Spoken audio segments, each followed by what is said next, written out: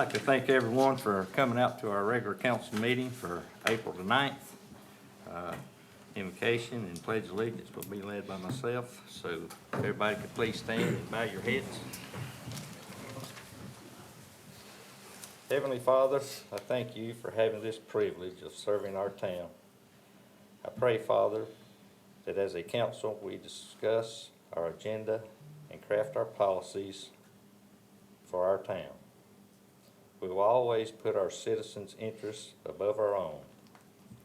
Remember us, Father, that we are in this position not to be served, but to serve the citizens of our town.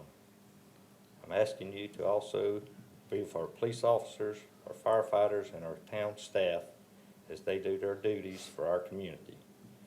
Please be with all that has sick members and their families, and also with the families that have lost loved ones as of late. In your name we pray, amen. Amen. Everybody face the flag, please. I pledge allegiance to the flag of the United States of America and to the republic for which it stands, one nation, under God, indivisible, with liberty and justice for all.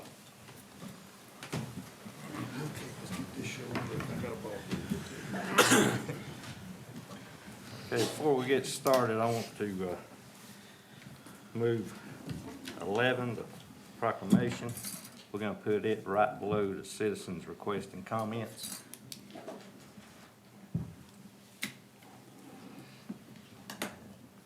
So then we'll need approval of the agenda as amended. I move that we approve the agenda as amended. Second. I have a motion and a second. All in favor say aye. Aye. All opposed say no. That motion is carried unanimous. Okay, approval of the regular meeting minutes and the closed session minutes. Make a motion that the regular meeting minutes and the closed session minutes be approved. I have a motion Second. and a second. All in favor say aye. Aye. All opposed say no. Motion is carried unanimous. Citizens' requests and comments. I want to start out first by saying that we was awarded the American Public Power Association Certificate of Excellence in Reliability. And this is a national award for being in the top 25% of the public utilities. So I'd like to give a round of applause for any of our electrical people here.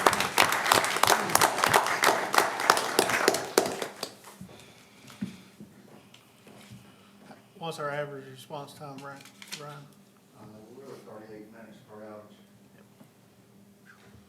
And Shane is our head lineman, he's in here, and he's the one that's responsible for that, so. You guys do a good job.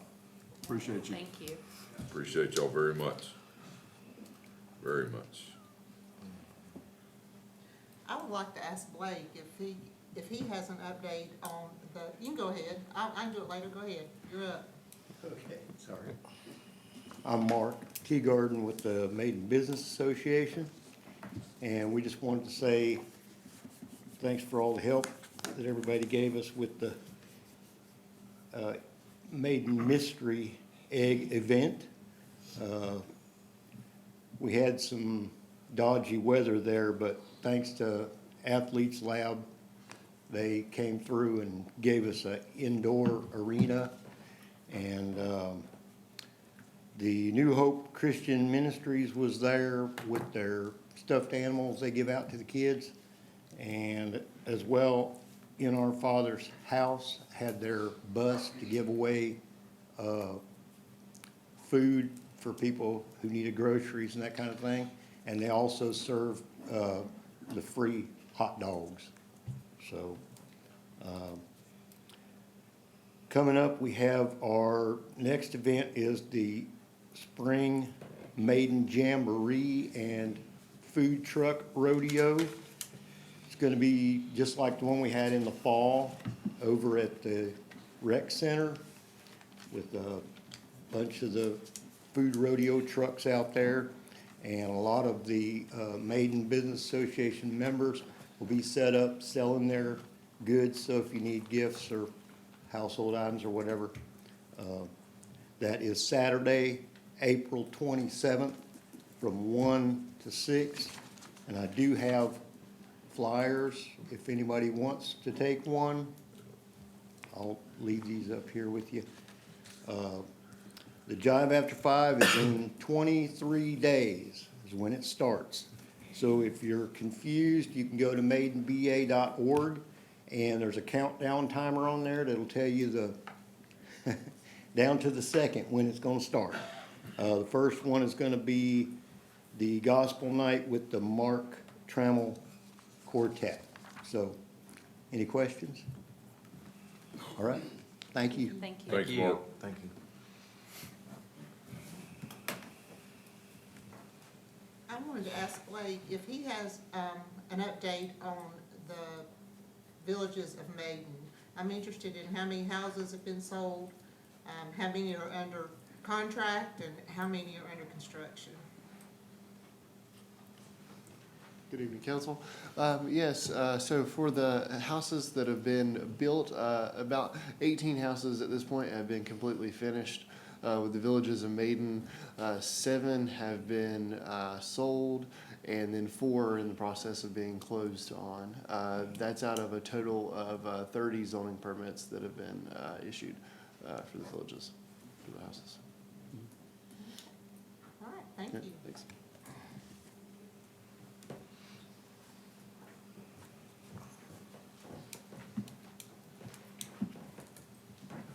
Good afternoon, good evening.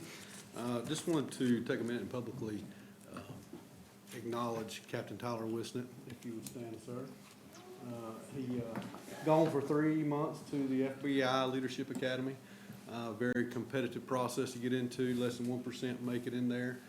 He was gone for, again, 12 weeks. I was extremely mad at him, but we made it. I'm not sure who was madder, his wife or me, but anyway. No, it's an honor to be able to go to that training and develop the skills necessary to lead an organization in the future. Tyler, thank you for your service, and we appreciate you for being gone and taking the time to attend the classes. So, at any rate, thank you.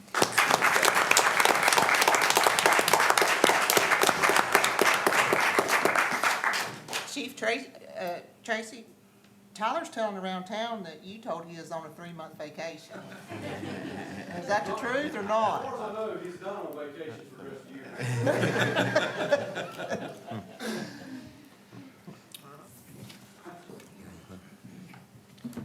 Anyone else have anything they'd like to say? If not, we're gonna move right along. Okay, we have with us tonight Ms. Karen Henson with the Children's Advocacy and Protection Center of Catawba County. Thank you. Thank you for having me here. April is Child Abuse Prevention Month, and we are here to just kind of recognize that and ask that you all be a connection for children.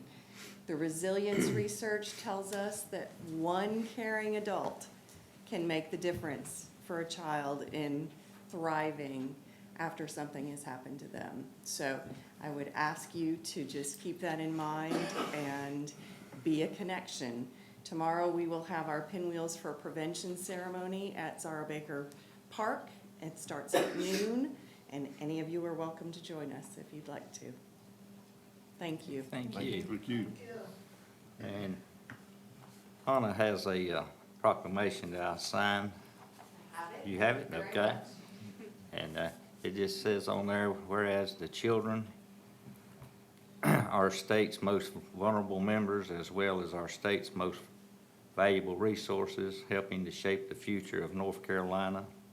Whereas positive childhood experiences, PCES, like loving caregivers and safe, stable, and nurturing relationships, can help mitigate trauma and the negative impact of adverse childhood experiences, ACEs, to promote the social, emotional, and development of well-being of children.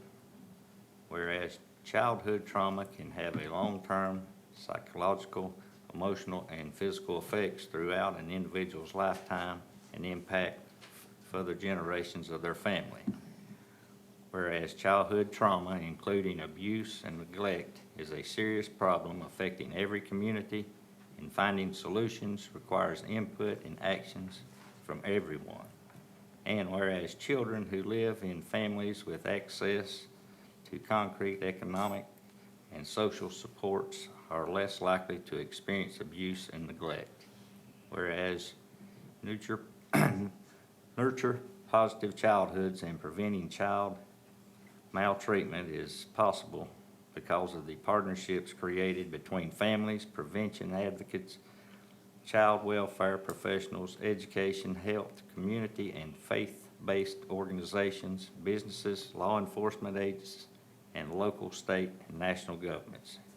And whereas we acknowledge that in order to solve the public health issue and abuse and neglect, we must work together to change hearts and mindsets through storytelling and sharing, center the needs of the families, break down bias and barriers, and inspire actions from expected and unexpected partners.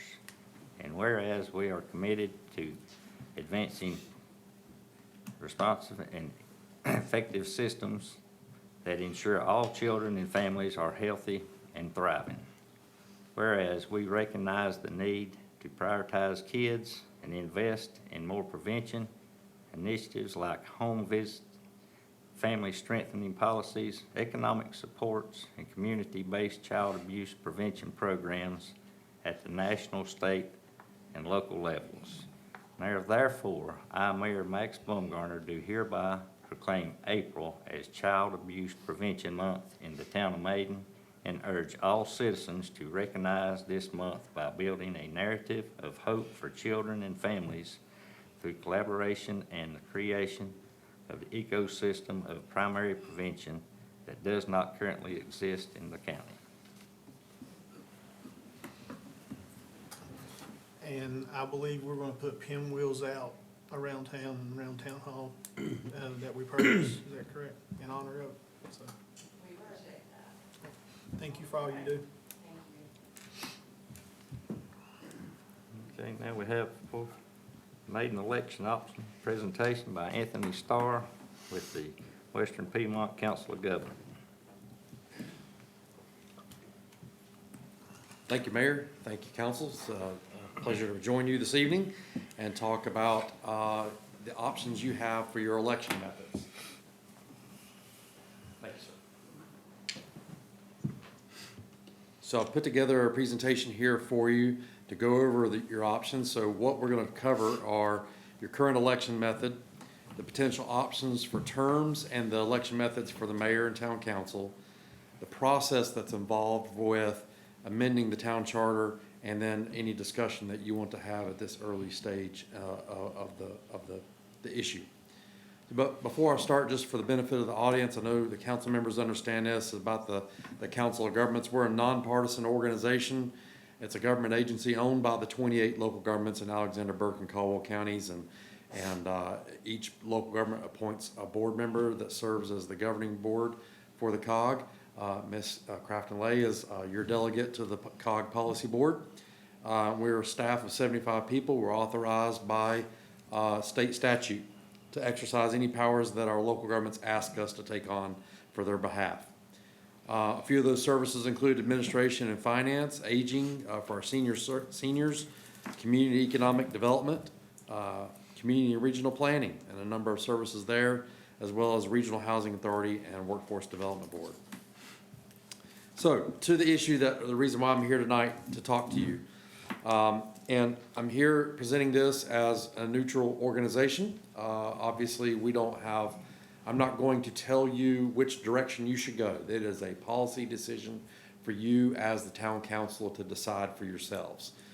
So please take any comments I have as just simply pointing out the pros and cons of the options that you have. There's some advantages and disadvantages to each, and it is entirely up to you which direction you go. So let me dive right in. So past election methods in Maiden began, the town charter in 1939, I don't have records before that, the mayor served a one-year term, beginning in 1939, and 2 council members with the highest vote total served 2-year terms, and the third place council member served a one-year term.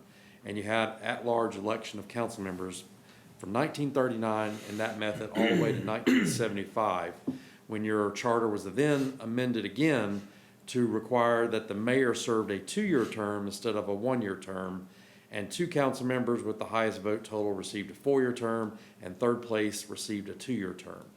And all, of course, you continued at-large election of all council members.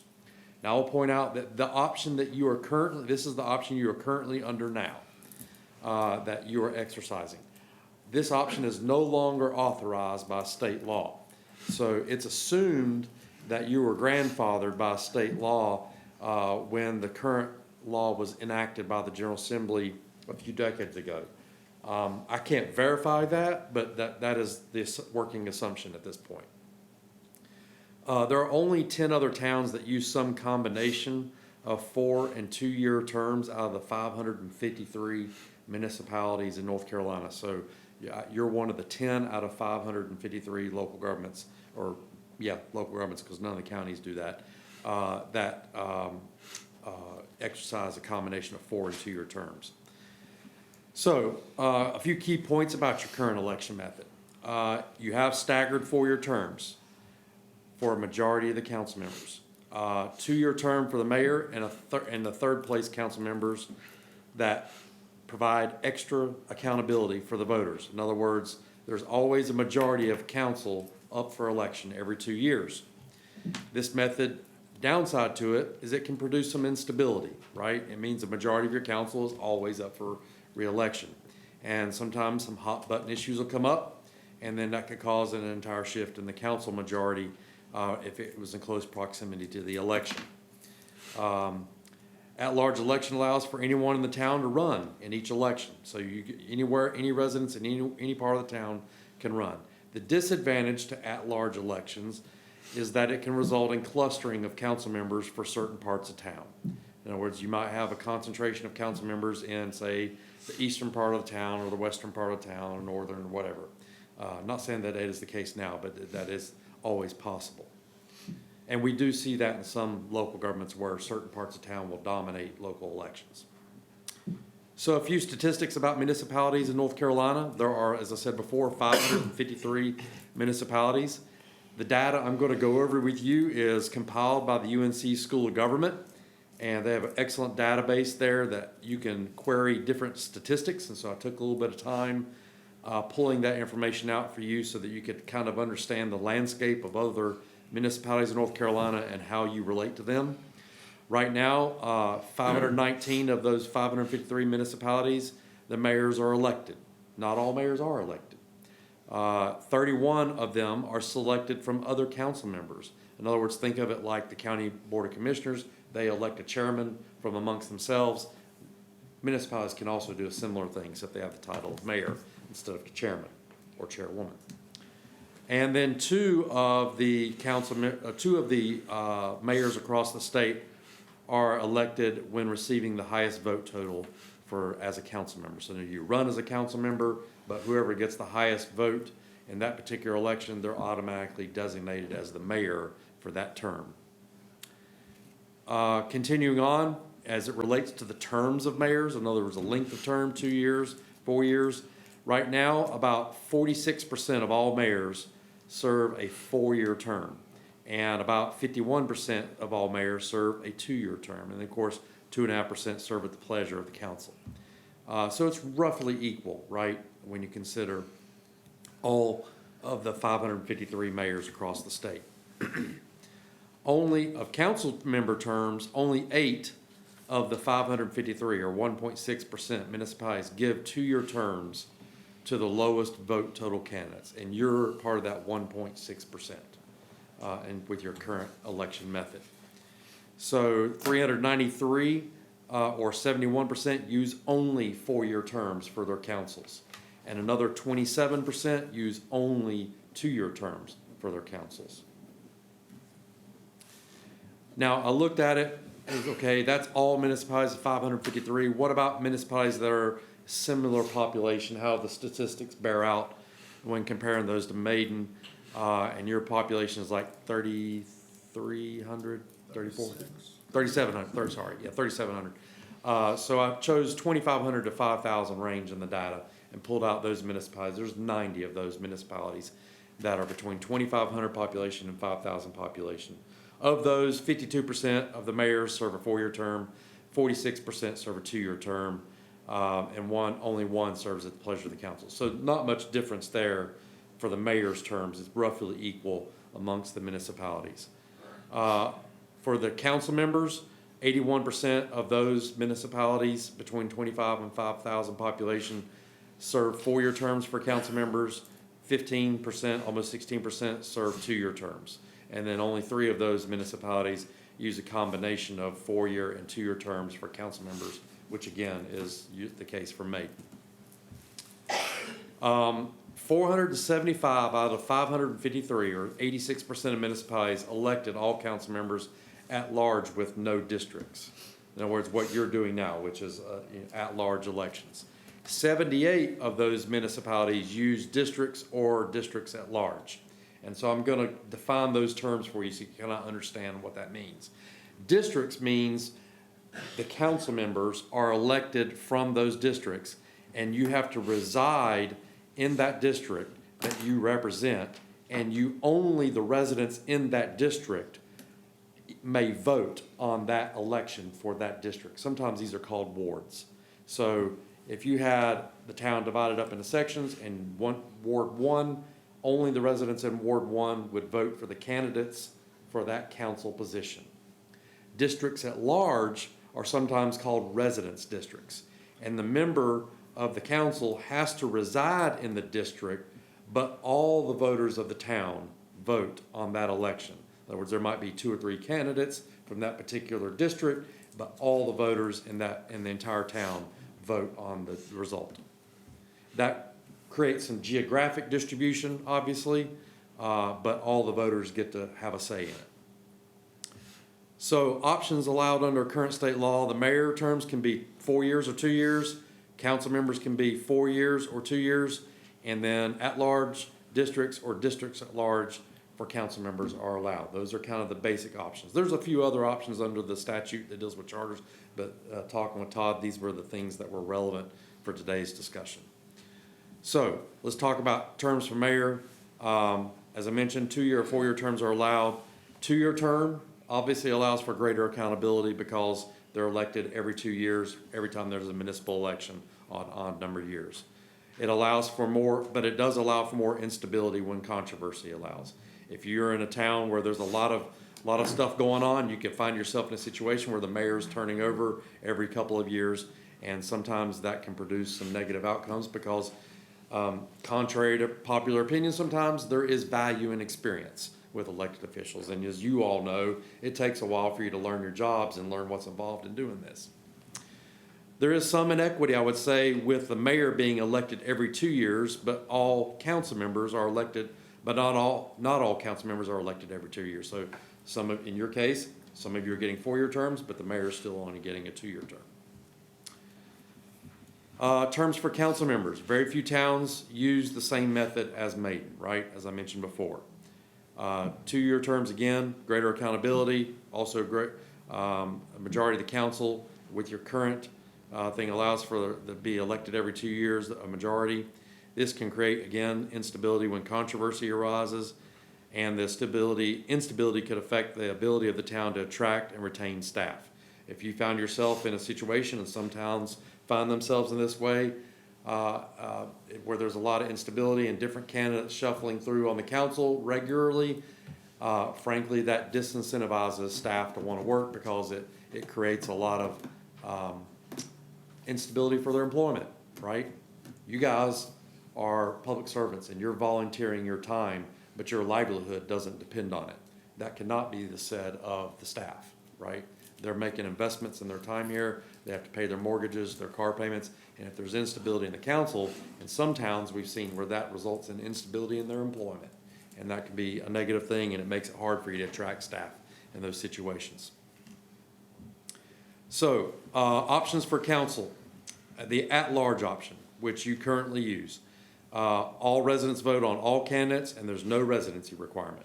And as I mentioned before, all council members represent the entire town, and you are accountable to the entire town.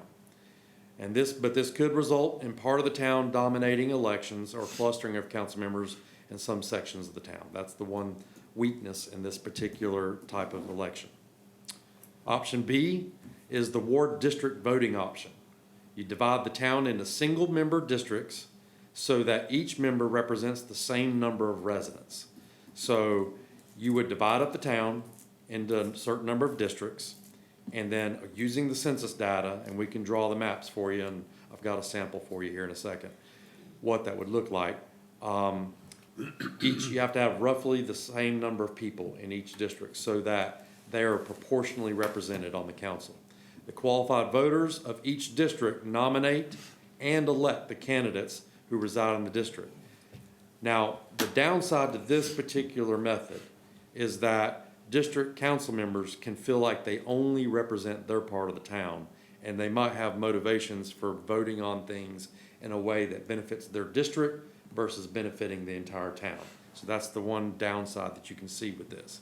It also includes an option to have up to half of the council apportioned to the town at large. So you could do a combination of wards or districts and then some council members being at large. There are a number of municipalities that do that. Well, what would that look like for Maiden if you did something like that? Let's say and there's several different combinations that this could occur. You could do all council members being at wards, or you could do a combination. So we drew up a combination here example for you. 3 districts and 2 at large. 2 council members would be elected by the entire town. 3 council members would be elected by the district. Well, I had our mapping staff draw up a map, and so if you drew that out to where there was equal population in each ward or district, that's what one possibility could be. Don't get hung up on that exact map. That could be done in different ways, but it was just a sample for you to see how that might look. Option C, the residency district option. So you divide the town into single member districts so that each member represents the same number of residents, except for some members elected at large. Equal number of residents in each district, and the town is covered by districts. Each council member in this case must reside in their district, but all residents vote for all district candidates. So you would be a candidate. You might have 2 or 3 candidates in this going back to this map in Ward 3, but all the entire town votes on who gets to represent Ward 3 in that case. This also, under this option in the state law, you also have the option to have up to half the council members apportioned to the town at large. So you could do the same 3-2 scenario that I gave you on that map. It would just be a residency requirement for the council and everybody voting on them versus that. Longview and Maiden, Longview and Valdez use this option, but they do not have any at-large seats right now. So that's one option in our region that you can use as an example. How would they not, if they have 5 members, how would they not have? They have 5 wards. Oh, And so each member has to come from that ward? Yep, so they have Talking about 5 wards, Valdez. they have 5 wards, and Yeah. each council member comes from one of the wards, and they have elections for each of those wards, and they're staggered, and then they get elected, and then you have mayor that's elected at large, of course. So there could be 4 running in one ward, only 1 applicant or in another ward. Correct, But out of those 4, only 1 of those can be elected. correct, Okay. exactly. And, Longview, they've had some contested elections. They had one this last year. Valdez had some contested elections this last year as well. And so they had those election competitive races in each ward. So tell me some of the reasons they have contested elections. Is it close votes? Is it? Just like your election, like you guys have regularly have a number of people running for election. Same for them. It's just that instead of everybody being elected at large, they're divided up by ward. But I think by the contested, he means they were they had contested. More than one They person weren't running. unopposed. Yeah. Is that what you mean? Yeah, that's what I meant, sorry. Okay. Yeah, there's more than one person running for Okay, I those gotcha. seats. Yeah. Yeah, that's what I meant by Okay. contested. Not contested in the results or anything. Okay. Yeah.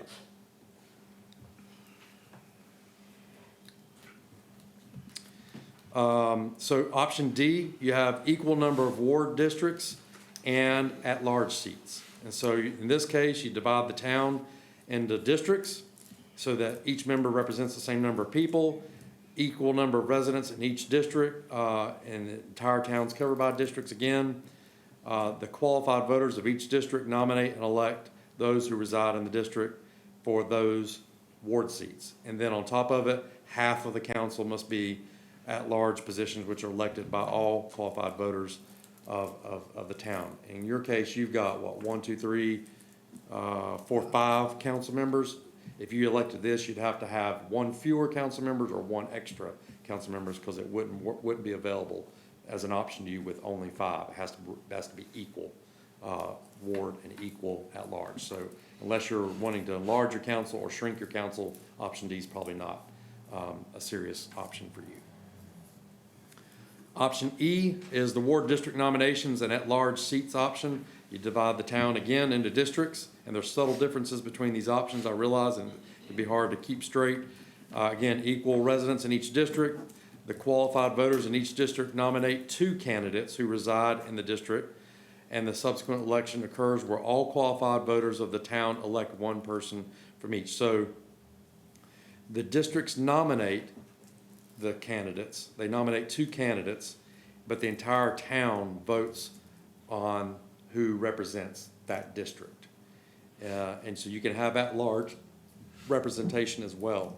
Hickory uses this option. So the way it works for Hickory is they've got wards in the city of Hickory, and they will have, if more than 2 people file for election in a ward, they have it's a primary at that point. So they have a primary election, and and that primary election gets the number of candidates, whether it's 3, 4, more, whatever, down to 2. And then at the regular general election, all the residents of the city vote between choice A and choice B for each of the districts that are up for that year, if that makes sense. So, if you do it,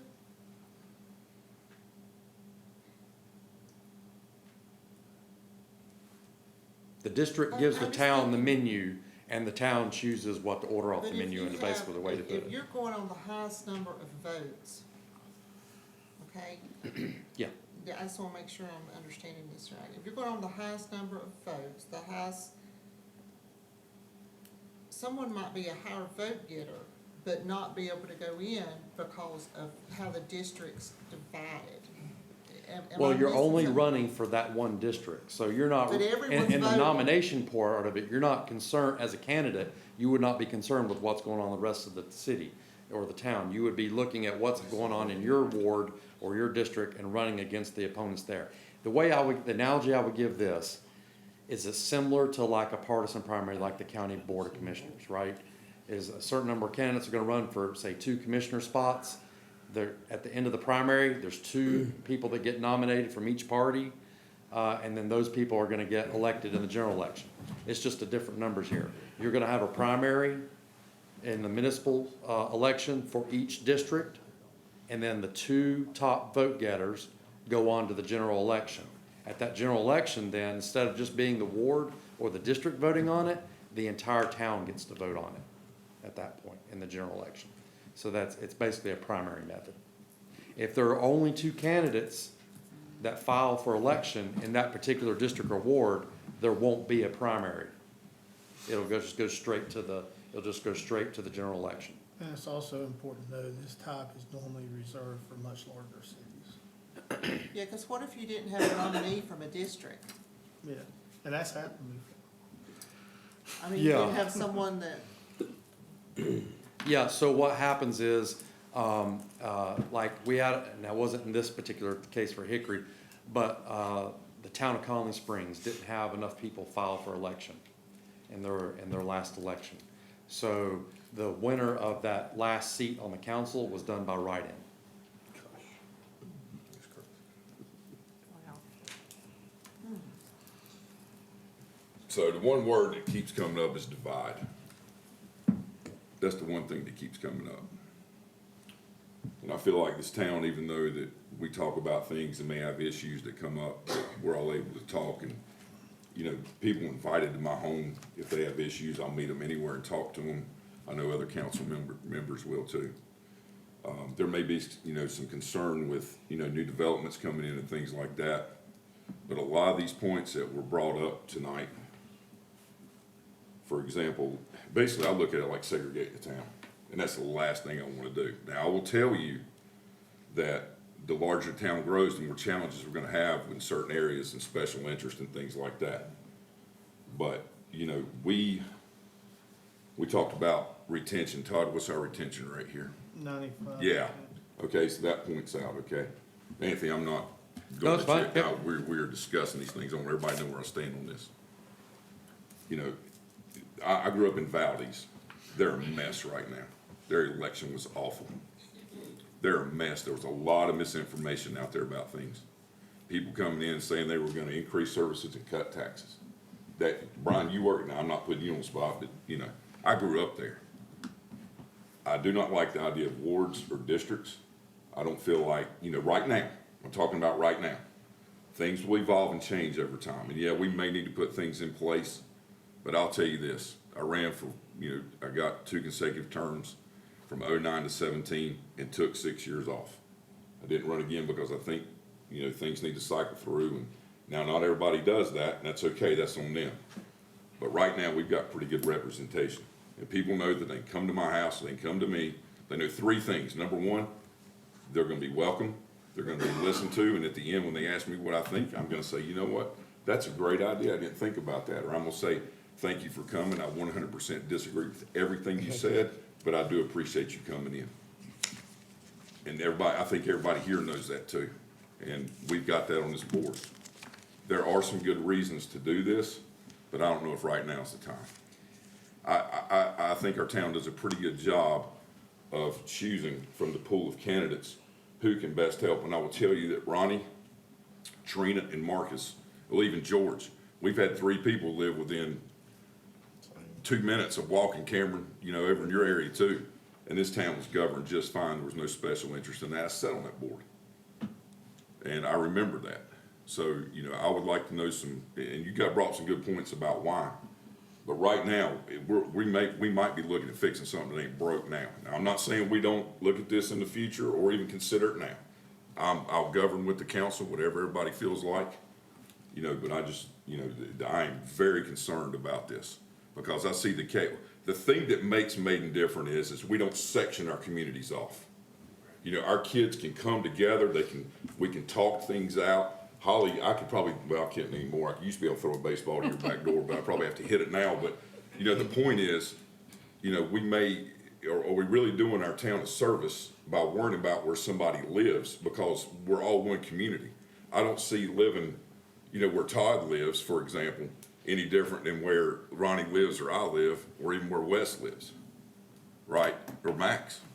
I don't see those really being a big deal as far as development, all those things. Look, change is coming. Okay, we're gonna grow, but we gotta be responsible how we do it.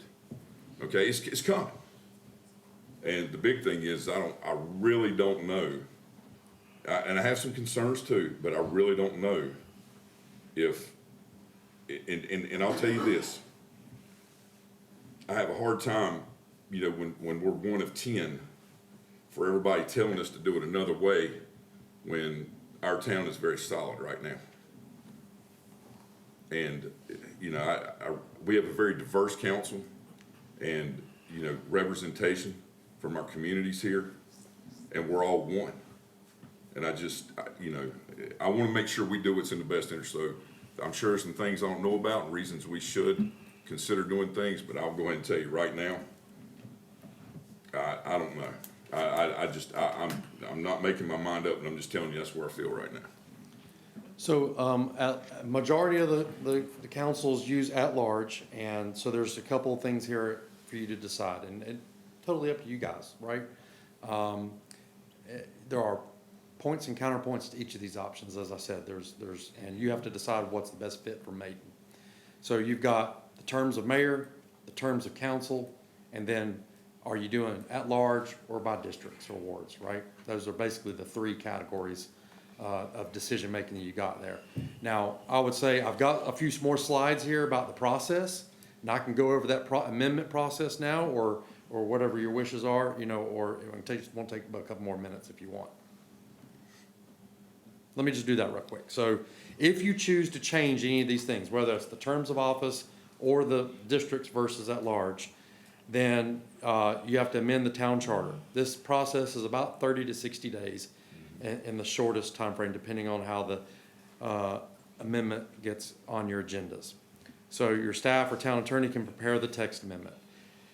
Statute 168-102 applies for it. You have to adopt a resolution of intent saying you're going to adopt an ordinance at some point in the future, amending the charter, and you have to describe what that change is going to be.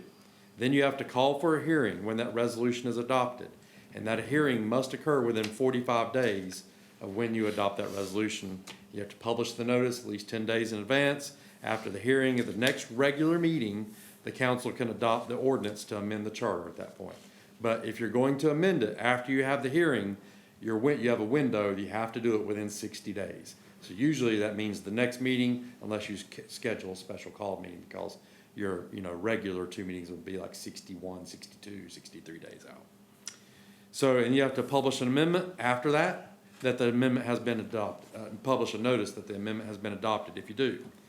Then, after you've done that, it doesn't quite become effective completely, because a referendum petition can be submitted by 10% of the registered voters within 30 days of that published notice, right, that you've adopted. And then if that happens, then the question that you voted on goes before the voters of Maiden as a public referendum before it becomes effective. So it would delay the implementation until that referendum is held. The council may choose an option where the approval of the changes are subject to the voter approval through a referendum, and the petition is not an option. In other words, you could say, we're going to consider changing this, but we want the town to decide instead of the council deciding. So that's another option. So again, what that schedule, just for example, right? Schedule, your constraining factor is whatever changes you want to make. If you want them to be effective for the next election, you've got to do it far enough advance before the filing period for the next election, so that the Board of Elections has time to do their work. So, but if you started, say, soon, you could adopt the resolution and set the hearing at your May council meeting. You could hold a public hearing in your June meeting. Then you adopt the ordinance at your July meeting, and then you publish the notice within 10 days. And then if no referendum petition is received within 30 days from that date, the change becomes effective somewhere between August and September, depending on your meeting dates. So that's kind of the schedule with how it would work out if you made changes to either the term for mayor, the changes for the term for the council, or if you chose the election method on at-large versus districts. So those are kind of the three categories you've got. I'll be glad to answer any questions the council has. I don't have any questions, but I just want to echo I was really glad to hear you say that, because I was seeing a lot of that divide, change, and I don't know how the voters would accept that right now. I'm a voter and don't know how I like it. I mean, I'm really sitting on the fence about it. I agree that I think it's going to come a point in time with growth and changes that we have to do this, but I'm with you. I don't know that right now is the time, but I do like understanding these options. And if I'm questioned about it now, I feel like I can have a intelligent conversation about it, with a potential voter. So I personally appreciate the work you put into this and sharing it, because it answered a lot of questions for me. And to be clear, I'm not suggesting you make any changes. Sure. And I would say, to your point, you raised a thought that came to mind is, and Mr. Rembert, that you made too, is you don't see a need right now, and that's perfectly legitimate point to wait. I will say though, when the need arises that you see, the change may be harder to implement at that point. Correct. Because of the controversy that's generating the need for that change. So there's a pro and con, if you will, in terms of waiting or I agree with that acting now. 100%. There's a sweet Yeah. spot. You've Yeah. gotta Yeah. figure out That's a good way when to to put it. hit it. Yeah. Anthony, if we, all right, let's just say that, how often do we need to revisit this if we, and I'm not saying we agree or disagree to go forward, I'm saying, Yeah. how, like, does this need to be an educational thing for us at least once a year, you think?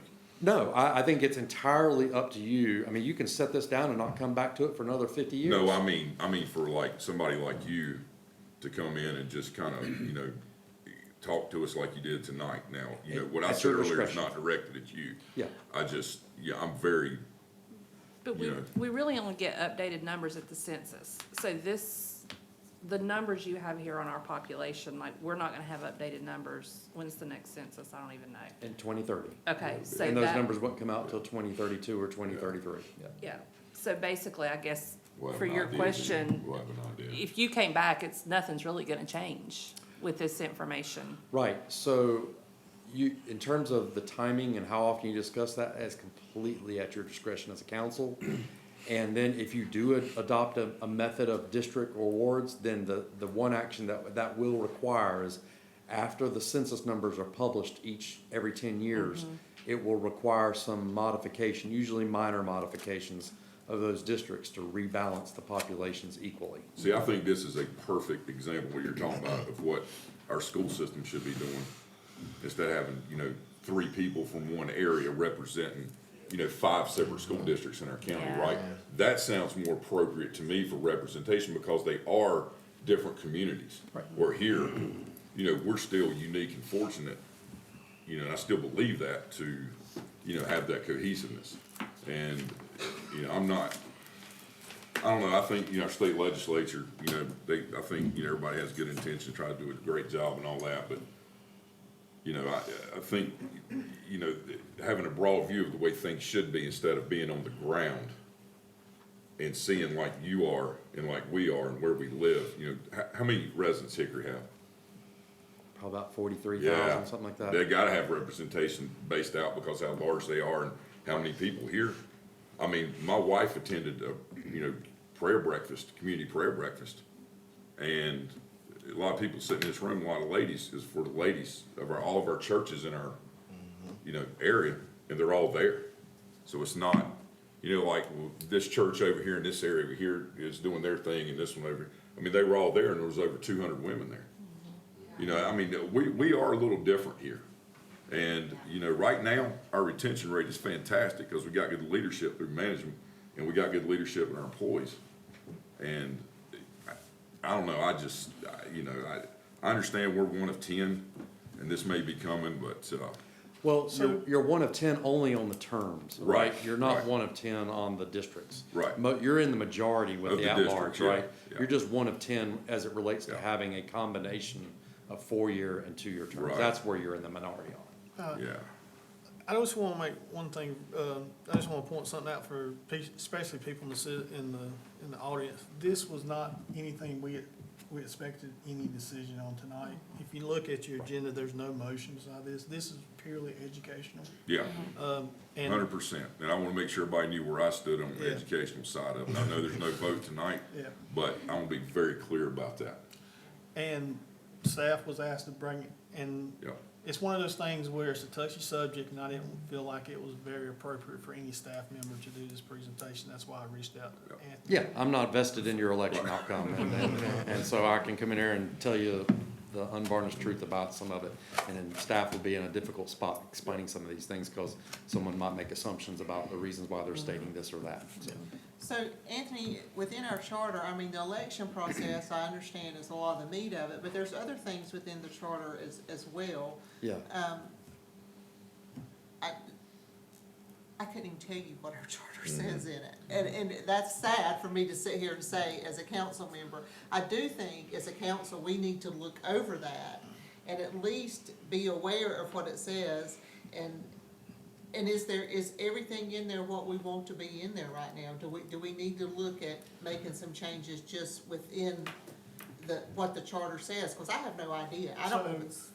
And don't feel bad, I would argue that 99% of all elected officials in the state couldn't tell you what the tax. That's true. I attended the training back in Wilmington back in middle of January, not one person that was elected newly or re-elected raised their hand and can say that they knew at least 10% of their town charter. So, And the options are limited on what other changes you're allowed to make Right, in your right, charter. right, right. So You I'm- could council manager, form of government would be one thing. Yep. Are you having partisan election versus nonpartisan? You currently do nonpartisan. Those are Yeah. really the only two other big options you So is have. Be that completely pretty honest with you. much what's enclosed in it, it's just the election process? Off the so top of my head. I asked Wesley, whenever we get a new attorney, that's the first thing I asked him to do is review our charter. Because realistically, the charter is a legal document for the government of the town, but the meat of it is gonna be handled by the attorney. Some of it's gonna be handled by the town manager. Very few of it's, a very small part of it's handled by the town council. Most of it is written in the 1800s, and it makes absolutely no sense unless you're a lawyer. All right, I mean, I'm just being realistic here. I can get you, we can email out the charter tomorrow, you can read it. I'm telling you, unless you got a law degree, you ain't gonna understand most of it. The very small part of it you do, Anthony's pretty much just covered. So don't feel bad, because most people have. No, I mean, you know, I mean, most of the people in that training that were elected or re-elected didn't know if they had a council mayor form of government or a council manager form. I mean, they just didn't know that. They don't know the specific terms. Well, what I'm saying is they know how they do what they do, but they don't know what the logistics are called, right? And so, you know, that was part of it, and that was, you know, and I was one of the ones that talked to Todd about this, you know, coming so we'd be educated on it. Yeah, you haven't discussed much about your terms, and that would be the only last thing I would prompt you on, is if you have any thoughts on that in terms of the term for mayor and the Yeah. term for the third place. If you want to change, think about that, whether or not you want any. If you don't want to do the districts, that's fine. The terms is the other issue that you could consider or not consider. And you don't have to decide tonight. You can just let this marinate and then think about it, and you can come back at a later date and decide whether or not whether it's something you take up, so. Okay. Yeah, I mean, I think we're gonna try to do an annual meeting, and once a year, I think that's the time that, I mean, you can do it in council chambers, but this is a longer conversation than for one night, so, if you do have some questions, Anthony's available, Wesley's available, I'm available. I will tell you, I'm not the foremost authority on this, okay? But they're good resources, and that you can always reach out to either one of them, and they'll be able to help you. So in looking at this though, if we were to look at an option, you have to choose the option as it's presented. You can't make an hybrid and put, it has to be A, B, C. That's why those are very prescriptive state law. Yeah. You do not have, well, I like A and B, let's combine those. That's not an option for you. Okay. Which, we're kinda operating under that right now. Yeah, I mean, I assume you're grandfathered with what you're doing now. If it got legally challenged, I can't speak to whether or not it would be hold up or not. I mean, there's nothing in the state law that said that, hey, all these towns prior to that are grandfathered, but I guess it's assumed that they are, but, so, that's the only caveat I would give to your current election method. With everything going like it is right now, that's soon let the sleeping dog lie. Till it gets kicked off the board. Yeah. Okay, thanks, Mayor, thanks, council. Thank you. Thank you. Anthony.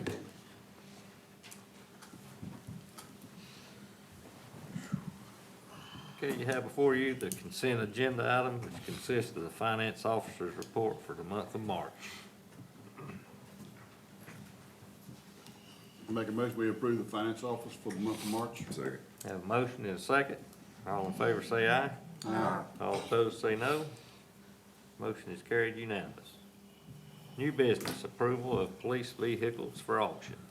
Yeah, we've already had a list, but, we have two more, items we would like to add to those. Both of them are 2015, Dodge Chargers. Both of them have been designated by the mechanic that it is time to get rid of them. So, just so council knows, we don't have a mileage threshold, we don't have a yearly threshold. We rely on the recommendation of not the department head, of the mechanic themselves to make a recommendation whenever we get rid of a piece of equipment. So, that's how that works.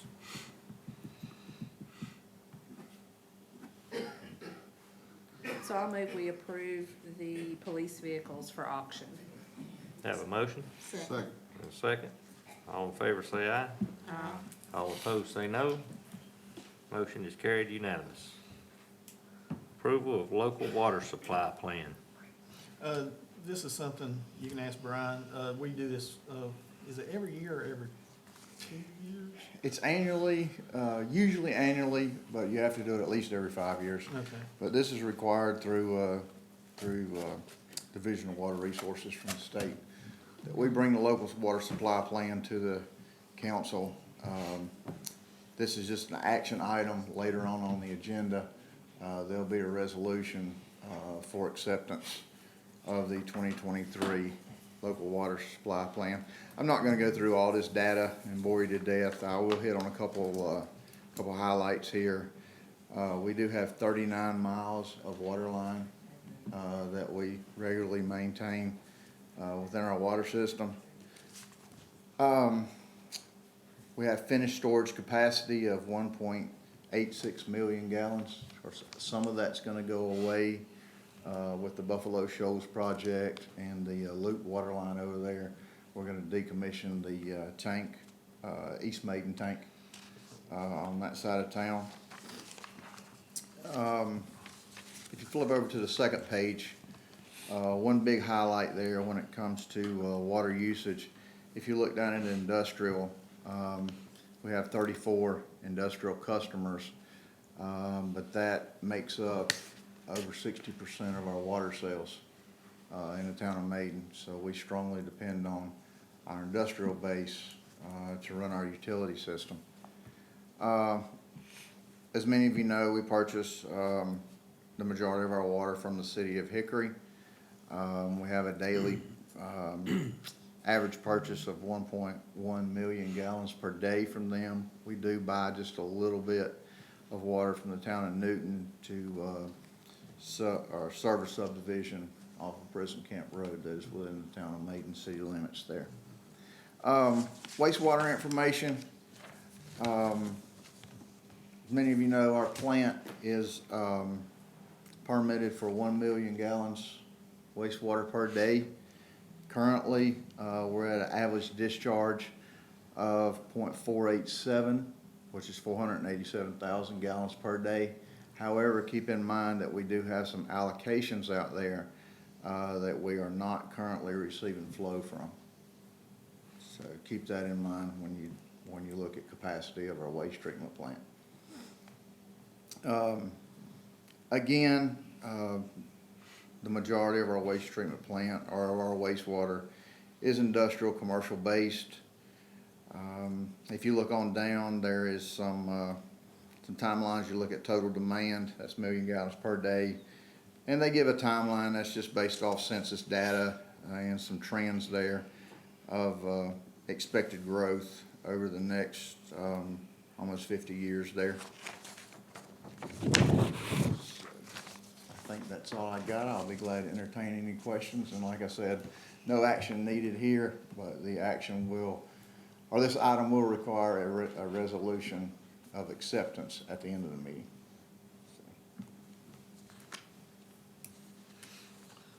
Brian, would you explain to me what asbestos cement? Asbestos cement water line is a water line that was used back in the 60s. Everybody has concerns when you hear that word asbestos. In my opinion, it's one of the best water lines that was ever invented. The issue comes when you have to work on it and do maintenance. When you're sawing it, you're creating dust.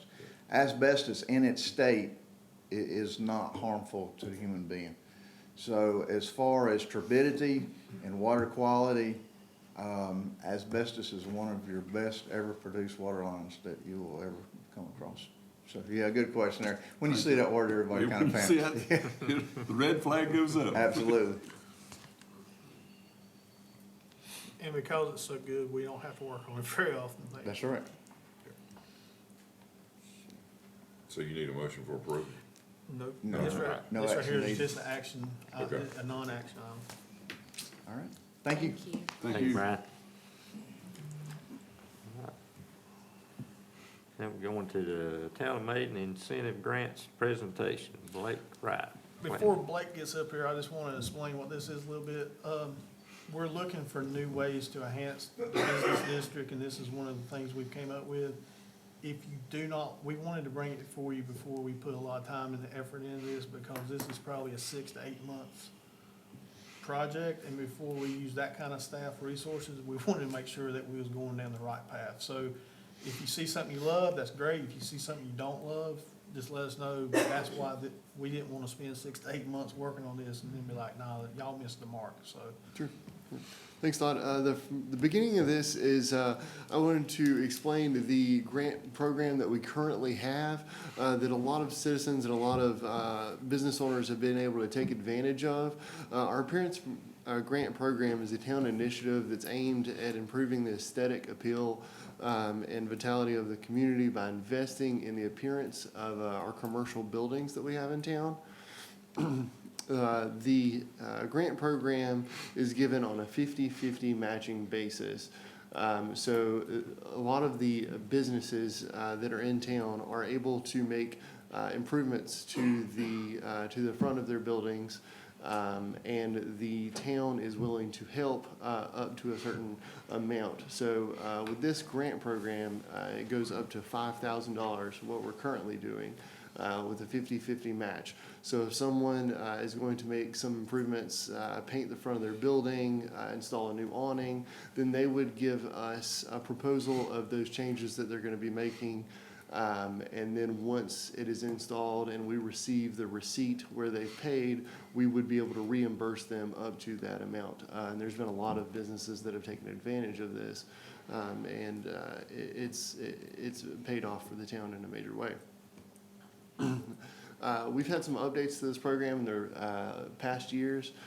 The town of Maiden Town Council made the wise decision a couple years ago to expand this area outside the downtown area.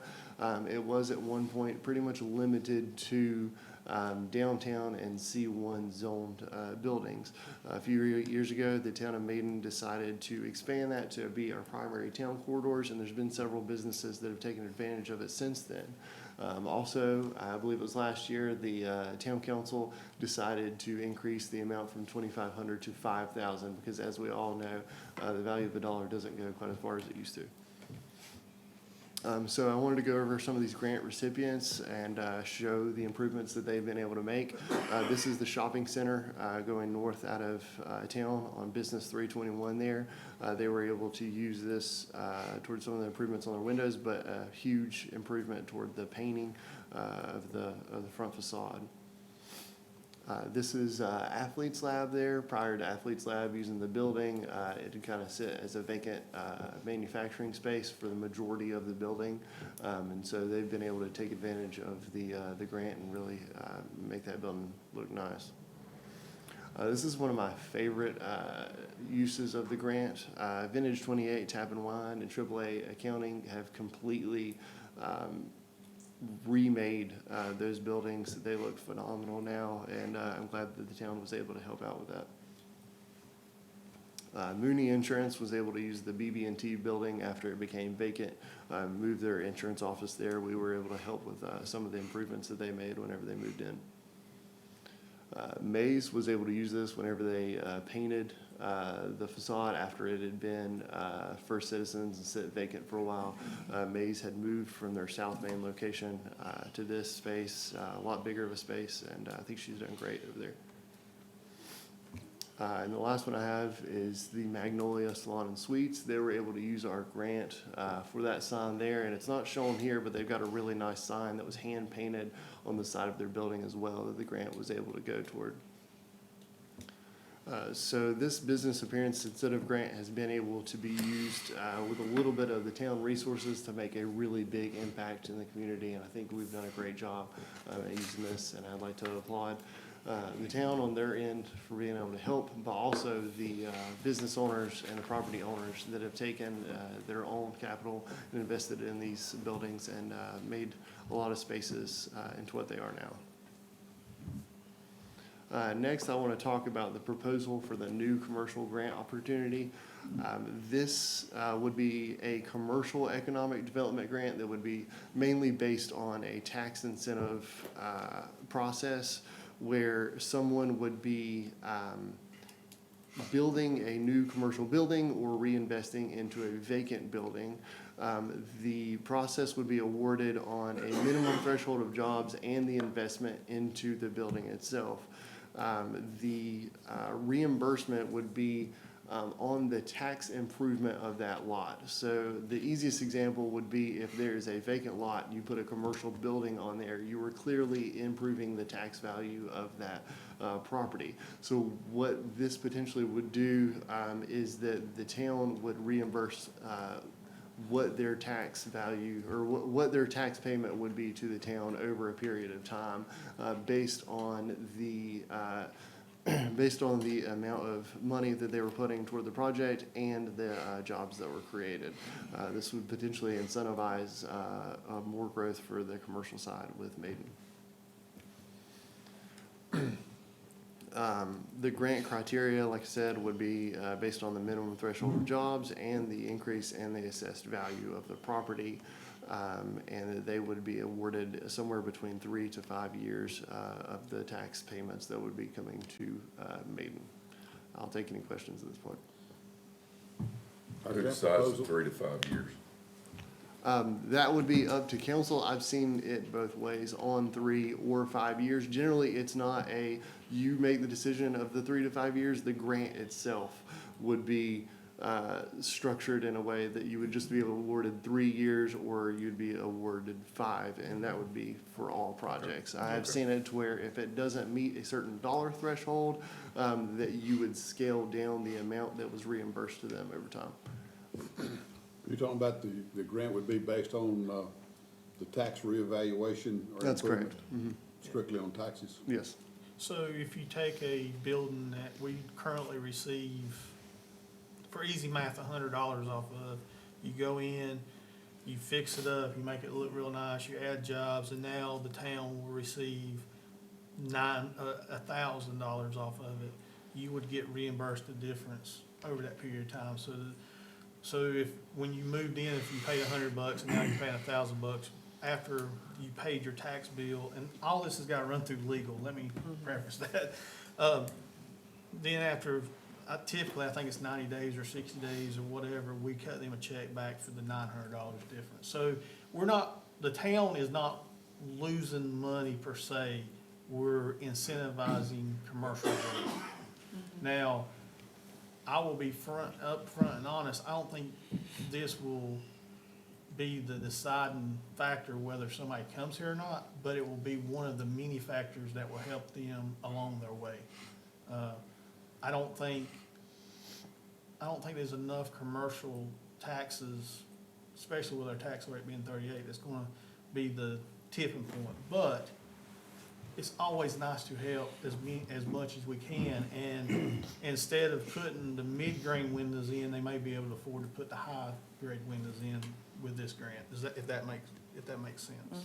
So, again, we got a lot of points to work through between Blake, me, and the attorney, but we wanted to make sure that we was on the right path and council was okay with this. Once it's done,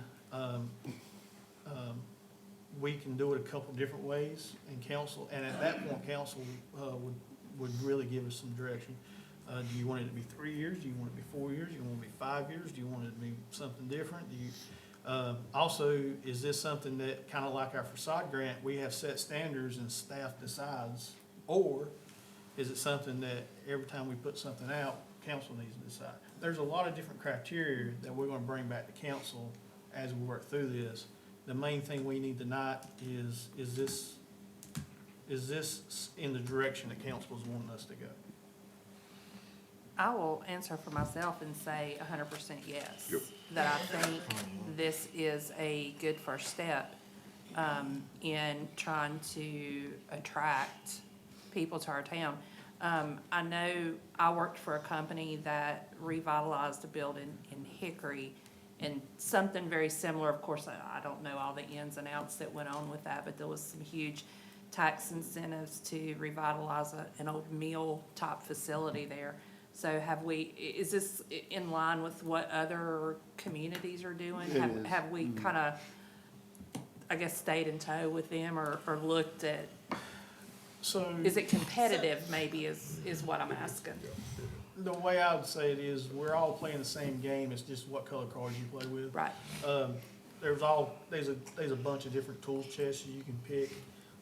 Some communities do very well with certain type of businesses, some do very well with other type of businesses. sure, We're trying to come up with something that will that will net the most, right, but at the same time, and I'm not making excuses, but Blake's got him and Lisa, there's only so much we can administer. So we gotta get the biggest bang for our buck, and this is what we think it is. No, I mean, I think it's great. I'm just trying to gauge, are we more competitive now with a Lincolnton or a Newton since we sit in the middle? Will this give us maybe a competitive advantage to where they land here and benefit from all three communities, if that makes sense? True. Yeah, I would say so, and especially for towns our size. You don't really see this being Right. something that's offered, for towns our size. Yeah, The only thing in this that the reading is, the grant be designed to incentivize construction of new commercial buildings. What about renovation of some of the older commercial buildings? Yeah, and this would definitely be something that could be used toward that. In some conversations that I've had, folks don't always necessarily see that difference whenever the appraisal comes back from before versus after they've made the improvements. Some folks were kind of disappointed in the amount that they would get back on what the tax value changed. But that would definitely be something that we would be able to use and say, hey, whatever that change would be, we'd be willing to, to pitch it your way. So Blake's saying it's really nice. At the end of the day, if you paint a building, it looks really nice, but it doesn't really do anything to your tax bill. Right. So in that case, you may be better off doing the facade grant Right. versus this. right, What I was thinking in mind specifically was this, the fire department, which, will be, if somebody comes in there and does some renovation to make that, to be a restaurant or a pub or something. It would not be a new construction building, Correct. however, it would take some renovation. So, yeah, and so we use very vague language. Yeah, Again, we're just making sure this is the path we want to go. And then we're gonna work with Wesley to see what legally we can and can't do. Cause there are some things that I think are really cool, and I've been told in the past, no, that's not legal. So we have to make sure we stay within the letter of the law. yeah, I love it. I think it's I like it fantastic. too. I like it. It's very good. Thank you, So Blake, move on appreciate with your it, time on Blake. that. Appreciate it.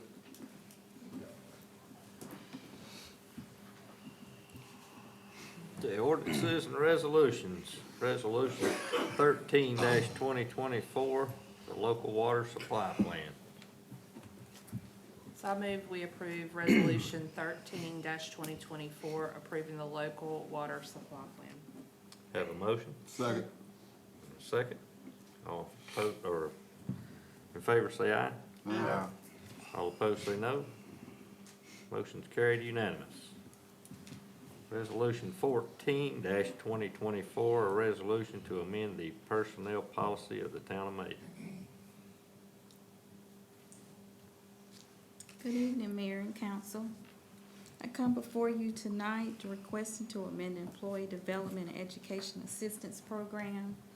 And basically, I want to support our employees. We have some great employees, great management, and everyone wants to excel and do well in their positions. And this is the reason why I come before you with this request. To give you a little bit of an overview, we haven't amended the policy since it was adopted in February 20th of 2017.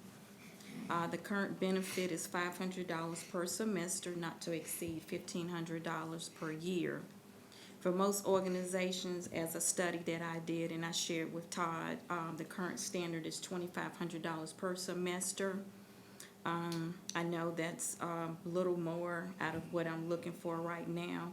I would like to be competitive with the local organizations and local government right now, but I'm just requesting a gradual increase of 50% per semester, not to exceed $3,000 per year, with the consideration of an additional increase next year. In the past, we've only had a few employees that take advantage of this program, but I would like to have the increase in place just in case an employee would like to take advantage of this benefit. So I'm looking at just a max of $3,000 per year, and only half of, if they say maybe $1,500, we'll do half of that each semester. Does the current resolution also have the 24-month employment period? that Yes, this one yes, has? that would be, yes, we That's do the have the same that we 24 have month, now? that is the same, yes, Okay. ma'am. And it would be included, as you had mentioned I guess in our, what was sent out, that they will, complete the semester with a grade before they're reimbursed. Yes, that is correct, and basically it's the same, policy that we have now. The only thing that I'm requesting is just an increase, in the amount, which is $3,000 max per year. And which another question I bring up, I deal with this a whole lot in what I do, but if your max amount is $3,000 per year, and I spent out of pocket $8,000 that year or whatever, the year after I graduate, and even the year after that, can I continue to submit my receipts for reimbursement, which my 2 years keeps getting added on? Do you understand the question Yes, I'm saying?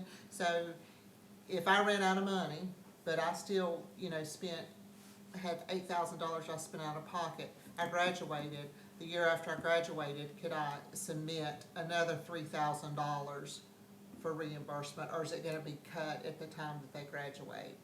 It will be cut at the time they graduate, as my understanding. Yeah, because So it, you have to be an active student. is what Yes, you're you have saying. to be that an plus we active also, student. it's the fiscal year. We can't spend money, Jess is back there like, you can't spend money from one year on something that happened the year prior. Yeah, it's based on the current Okay. budget year. And is that for tuition, books, graduation fees, whatever? It was outlined, it's for tuitions, books, fees, and yes, what was actually outlined. I don't wanna say something that's not out there, but yes, it's in the policy, what's actually included. Let me see if I have it And I here. also want to point out, since Wanda's been here, I think she said we've had 2 employees. Yeah, we've only I had can a only few remember 3 employees. employees that's done this. But we have had several younger employees come to us and asked about this. I will point out that, and Wanda made a great point, she's not gonna say it out here, but I will. I was like, well, and she goes, well, we send people to training and cover 100% of it, but we won't send them to college and cover any, $500 of it. So, and there's no obligation to work for the town if we send you to training. Right. But if it's something we send you to, but if it's something like, we got an employee in finance and they wanna go finish their, get their bachelor's in accounting, well, that's helping the town, but that's on them. Like she said, what we've noticed looking around is $2,500, and it don't even have the 50%. We wanted to take gradual steps, do 50%, match out at $30,000, to see if we do get overran. You know what I mean? I don't wanna set us up and have a policy, and we've been used to getting 1 or 2, and then all of a sudden we get 10. And then we'll adjust from there. And If it's also council's- based on, like I said, the budget for that physical year, if we have it. And that actually is in the policy.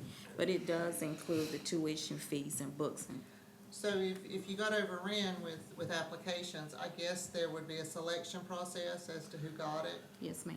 Yeah, and, yeah. Yeah, so I would go ahead and put some thought into that, because. Well, I mean, off the cuff, it'd probably be first come, first serve, or if it's a needed position, I mean, this can make a Not real needed difference position, that for sounds really somebody, bad. a Yeah. huge difference, Yeah. because, 1,500. sometimes people are wanting to further their education, but they just can't afford it. And I think it makes us more competitive, 'cause just with the study that I've done, so many, like I said, so many organizations offer $2,500 a year. And that's been like at the top of, when people are deciding whether they want to come work with an organization based on education and tuition reimbursement. The other piece is, if someone doesn't complete their minimum of 2 years of work with you, after graduation, you have to have a pretty structured legal document in place to be able to recoup that So money. I will say before Wanda was hired, we did have someone who did this. They left. I was able to recoup it. Oh, you was here, Yes, wasn't sir. I mean, Yeah, it was we prior to me, but I was able to you? recoup But it. we did get it back. So, it's only happened one time, but, it did happen. I have a question for you. If we got an employee who wants to take a course at, let's say CVCC, like a welding course, and they on offer it during the day, is that employee also able to get his time, if he goes to school, get paid for his time at school, plus his incentive? And that depends on a lot of things, Ronnie, and I'm not trying to step on Wanda's You're toes fine. here, but, that depends on the need of the town. So, for example, everybody knows it is ridiculous to recruit a police officer right now or recruit a fireman sometimes.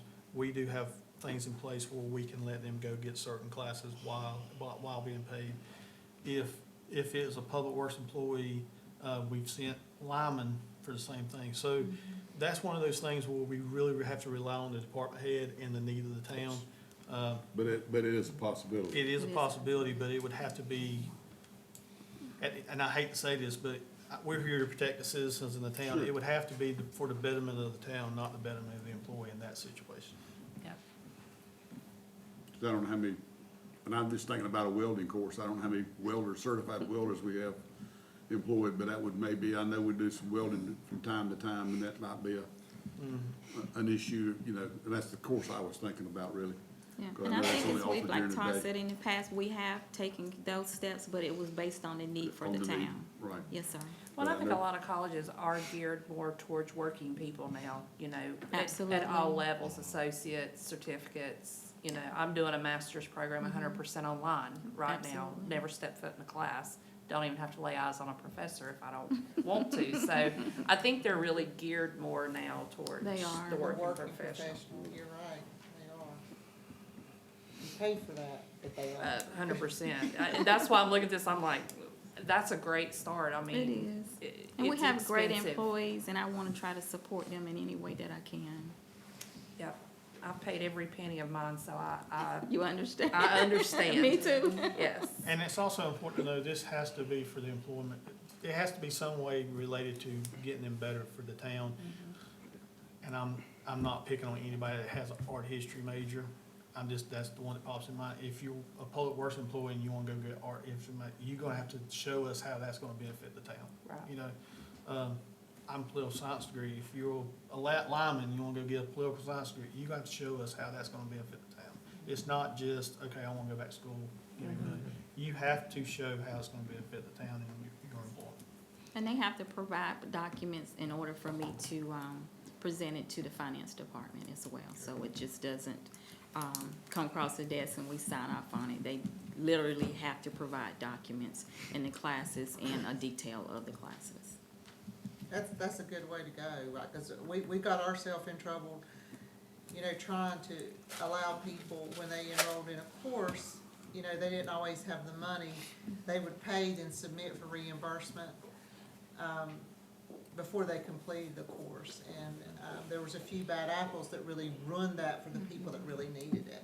And I You know, do and abusing actually, that. I do not request any funds until I get the grades in, and they have to give me the receipts showing that they were paid for, because you have to think about it.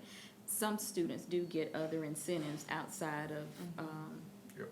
you know, the town or workplace, so they have to show me what they actually physically paid for before I reimburse it. Yep. Makes sense.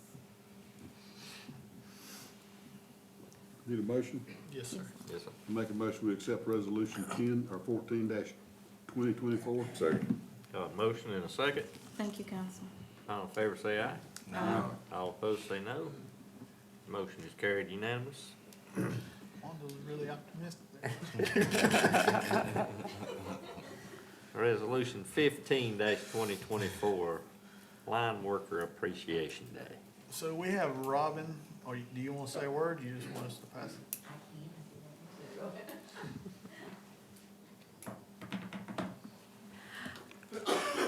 Good evening. On behalf of all the line workers, the line technicians at Duke Energy, and all of our other partner utilities that work with us, we partner with the town and appreciate that relationship, but just the recognition of the work that those folks do. I like to say that it is a hazardous job. It is only dangerous when they do not follow the safety procedures. But they do work in all conditions. They work amazing hours. And we just like to take one day each year to recognize all the work that they do, and that is on April 18th. So we appreciate your recognition through a resolution for that particular day. And Shane, would you stand up? He don't, he is our head.